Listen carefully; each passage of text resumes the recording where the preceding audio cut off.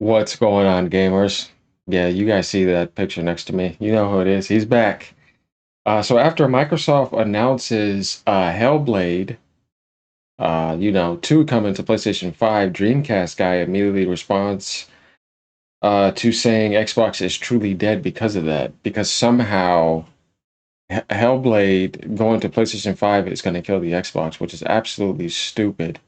The console's not selling like it should to begin with. But the idea of saying Xbox is dead, I've explained this before months ago. That would mean that the brand would be dead uh, worldwide, and that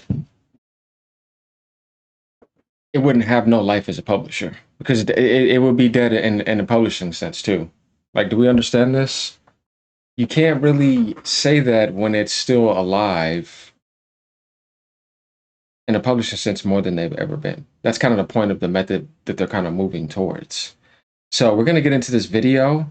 We're going to talk about some things that he's been wrong on. So get ready for this. Like, and subscribe. All right. I'm not going to say much else because we're going to get to that in this video. Here we go, y'all. Hey there, gamers. Dreamcast guy here, and today we're talking about Xbox versus PlayStation because Microsoft just announced that pretty much the last exclusive that currently exists for the Xbox is Halo's still there. The Master Chief Collection and Halo Infinite. Towerborn just dropped. I mean, Gears is still there, though we know it's coming, but they didn't say anything about E-Day yet until we get our answers. But I mean, even then, bro, it's not doing anything. It's not moving anything. It's just sitting there. You might as well go make more money. What else are they gonna do? now coming to the PlayStation 5, and they're actually fixing it. And on top of, like, why is it bad that other people get to experience a game? I mean, the game is not that long, bro. It's not a big deal. You know what I mean? You should be embracing other gamers being able to get a game. I don't see this being a big deal. I mean, it's not. At the same time, which is Hellblade 2, Senua's Saga. Now, when this initially came out, I reviewed it. I played it on Game Pass, and to be honest, I was very much not impressed. The game's like 5 hours long, and most importantly, it was hard locked at 30 FPS. It definitely didn't run good, it didn't look good, but Honestly, like, I played through it, that didn't really bother me. I didn't get any dips. The game was a cinematic masterpiece, yes, but everything else, yeah, was a little bit underwhelming. For a sequel, I thought we were going to get a twice a long game. I thought it was going to be like 12 to 15 hours long, have deeper combat systems, be more intense in other aspects. It didn't. It was more the same of one, but with better technology. I tell it how it is, you know what I mean? And if you play part one, you definitely want to play part two. Definitely worth it. But yeah, that actor alone, she's awesome. I love it, and the narrating and the voice acting, all that. It's in that sense, it's good.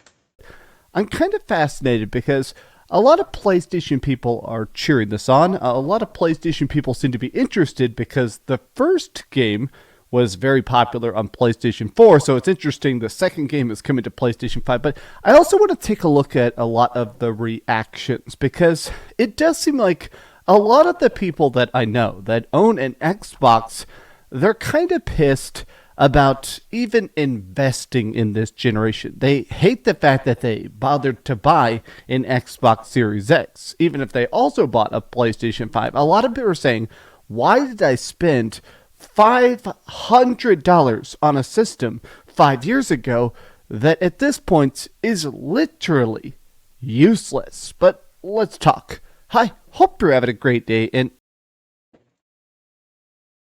From the position of, like, the way I'm looking at it, you know what I mean? I have a high-end gaming PC. The Xbox would be useless for me. But I'm not going to say that it's useless for everyone because there's still millions of people that are on that device.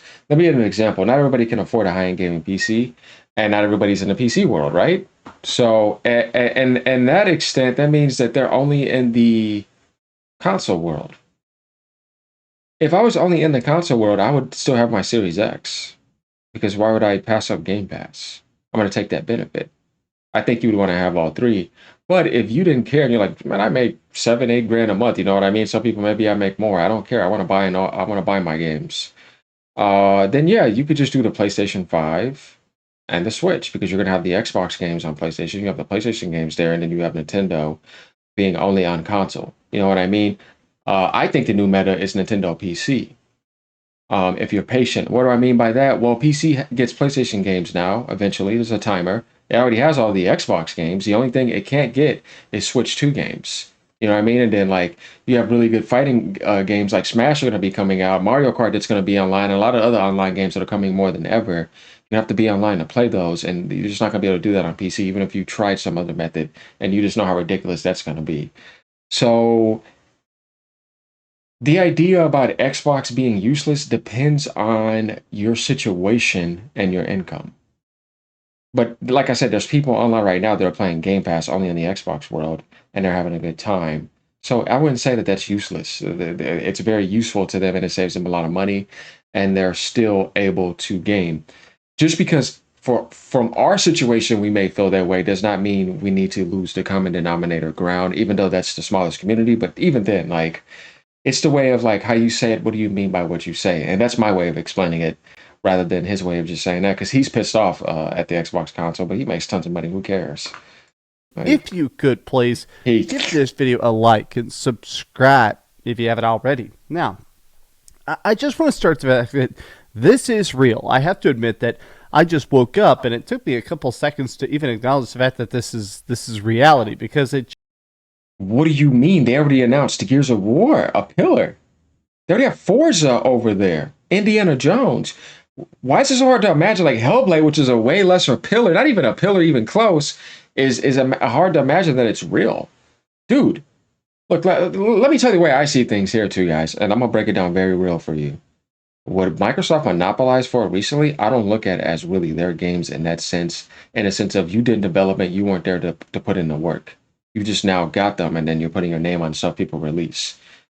Now stuff like Forza, Halo, and Gears, those are their pillars. They've been with them from the beginning. You know what I mean? But these other ones, like when I see something like this, it's like whether they monopolized or not, they were already multi-platform. It would have naturally went there day one. That's what they wanted. The only reason it didn't is because Microsoft just hit a buy button and said no. You know what I mean? But they're not. They decided they're not going to do that in the long term because they been had Ninja Theory from a long time ago when they still wanted to play that game. You know what I mean? But now they're not playing that game. So when I see stuff like Doom and Bethesda games and Activision games go, I was like, but that was already naturally happening in the gaming world anyways. They just bought them so that they can get the Game Pass benefits and the publishing profit revenue benefits. You see, that's why Microsoft has it, because he's going to make a statement later on too. What's the point of getting them? That's the point. That I'm telling you. They're not doing it to play the exclusive game. So therefore, I know a lot of people would say, because really, if you're on Nintendo and you're on PlayStation and you say you don't have any exclusives, what is the point? You know what I mean? I can understand that mentality from the large majority of the gaming community. I can understand that outside of the Xbox ecosystem. But in this world, no. You know what I mean? But I get what they're saying, but it doesn't matter in this world. And I told people before, exclusives only matter in the Nintendo world. Because they're 97% that. They've always have been. They are the first house of the entire gaming industry. They are the creators of the industry. You know what I mean? So first party for them does matter. But first party exclusives for PlayStation and Xbox, it doesn't really matter. For Sony, because whether they have exclusives or not, they proved that to you this gen. And I've been telling people that people buy PlayStation for third-party games 90%. That's the exact opposite flip from Nintendo. So Sony had all these canceled games. All the stuff with Bungie, everything you see, but guess what? They're still selling. They don't even have to focus on sales because they're going to sell no matter what, because people are buying PlayStation to have third-party games mostly. Because those first-party games are only going to last a little bit.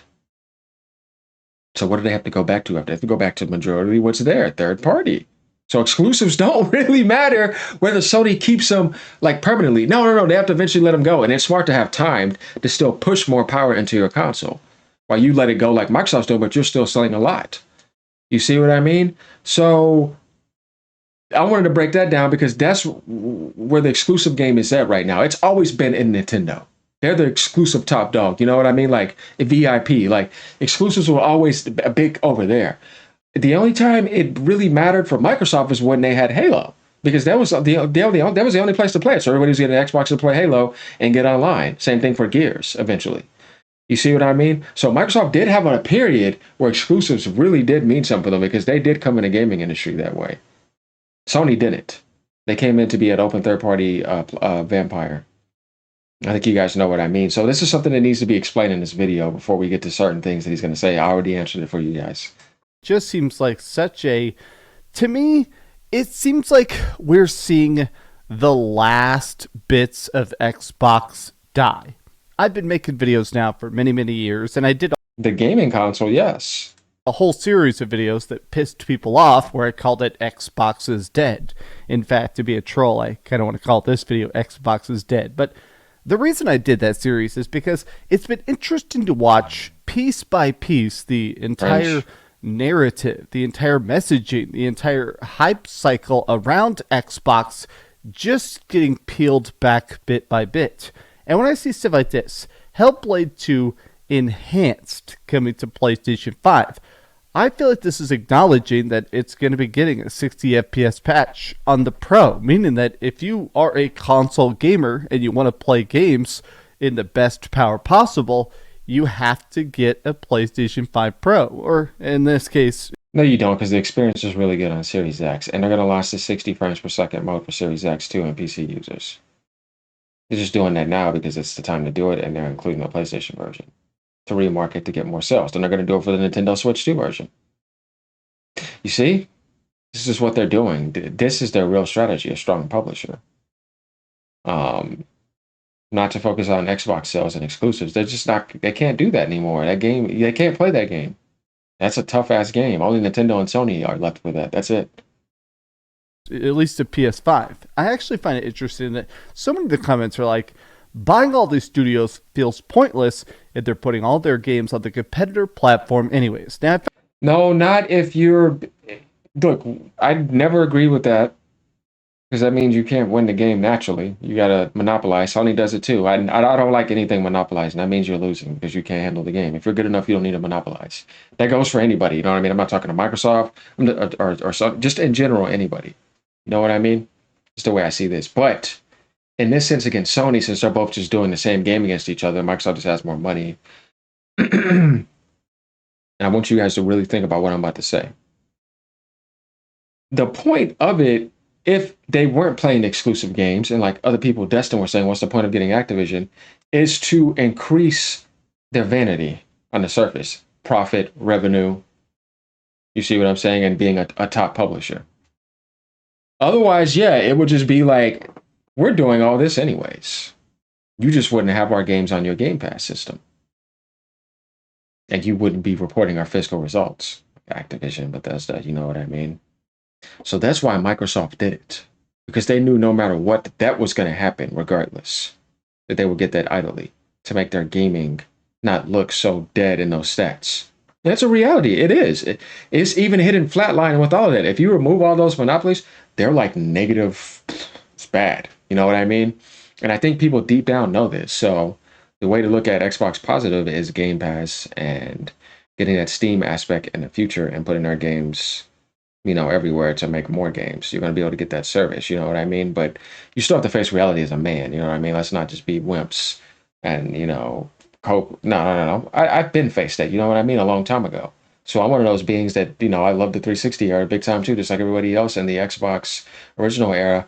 But I had to face reality after the Xbox One era, but I still support them and stuff. But that doesn't mean I'm not going to criticize, obviously. But I think you get what I'm saying. Like, at the end of the day, it's like, it's not terrible. Gaming isn't dying. It's still paradise. There's so much great content around, more than you've ever seen. At the end of the day, even though I be doing my roasting and all that, but deep down inside, when I get off this camera, life is paradise. You know what I mean? I enjoy everything on all platforms. I will not miss a single gaming console. I always support them. You know what I mean?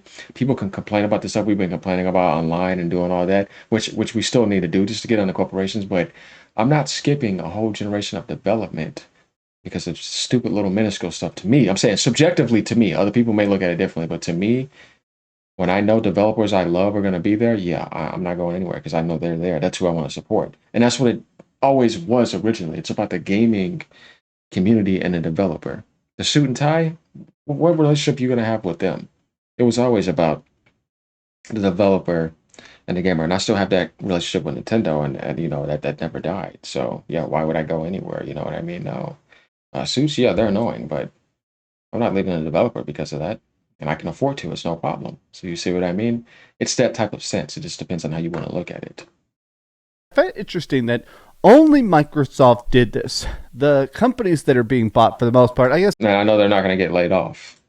Bungie was bought by PlayStation, and PlayStation is still having them put out stuff on Xbox. But this has been, for the most part, very much a one-way street. This is great. Will it get a physical? I will be playing it again. I know people will play on PS5 who are very happy they can. Most people just want to play part 2 because they loved part 1. I don't get what's the big deal about this. Like, why you need to say Xbox is truly dead because of that. That wouldn't, even if Microsoft was booming and they did that, it wouldn't hurt them. Hellblade's only like a 6-hour game. Like, this is just him wanting to grip and do that. If I'm going to say it, it's because it really means something.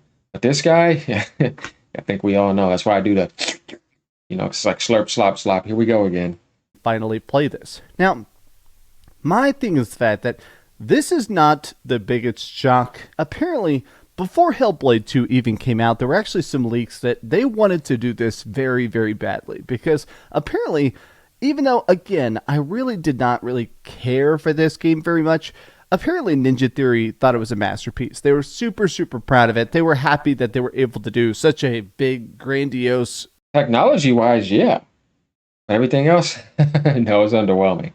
Very picturesque game, even if they had such a tiny dev team. Apparently, internally, they wanted to put it on PS5 immediately, and the rumor is that Microsoft agreed. Microsoft actually wanted it to be on PS5 as fast as possible. They basically just took the time to port it. They basically said, okay, yeah, definitely put it on PlayStation.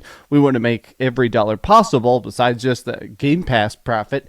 They basically said, okay, make sure it runs amazing on PS5. I do think that this just took a year. I don't think they had some sort of agreement. I do think it was just, hey, this is... It was something like that because it says enhanced. They've been working on this to get everything right. Dude, it's fine. You know what I mean? But my thing is just like, if you're going to make this type of title, you need to go in more depth about what you're saying. And that's why I did it. I went into way better depth. Saying Xbox is dead is because of this. Like I said, it's just stupid. As quick as we can optimize it. Now, I want to take a look at a lot of different tweets here because it is wild to consider that when I think of the Xbox brand, I think of the typical trilogy. Halo, Gears, and Forza. But that's not always been the case. A lot of times, if you're talking player numbers, Sea of Thieves is one of the biggest Xbox... I mean, what he's saying makes sense because Series S is supposed to be a cheap entry into the Game Pass market. If you jack up the price, it's like, what are you doing? Because you can convert them to PC too or to the next console. I mean, this is a reasonable statement. That's reasonable to look at, depending on the situation. Like, so that's definitely good for a high-end gaming PC like me. Why the hell would I need an Xbox? I don't. I traded it in at GameStop during that crazy boost and got $420 for it. And for my Switch, I got $130. I got the Mario Kart bundle for free. I paid nothing. See? I won against the system. And I paid nothing, and I just go to Game Pass on my PC. I've been doing it, you know what I mean? And I'm playing things pretty much at max settings with the Xbox controller. You know, the one that I told you I love, I got rid of the other one because I had to trade that in. But this one, I ain't get rid of it. I'm not going to be Nicola and kiss it. But you know what I mean? Like that guy that kissed the PlayStation. But yeah, it's a great controller. But all of this stuff, this is why I want to kind of highlight it. We don't have to hear him slop anymore. It's them wanting to grip on this situation because we could have said this a different way, but like I said, their stuff's not going to be professional. But let me know what y'all think about this. All right, y'all, you know how I am. I like to deep dive on stuff and give different examples so it isn't just half-ass. You know what I mean? Yeah, we don't do that over here. We're professionals. This is what we do. Ponies sit down. All right, y'all. Let me know what y'all think. Peace.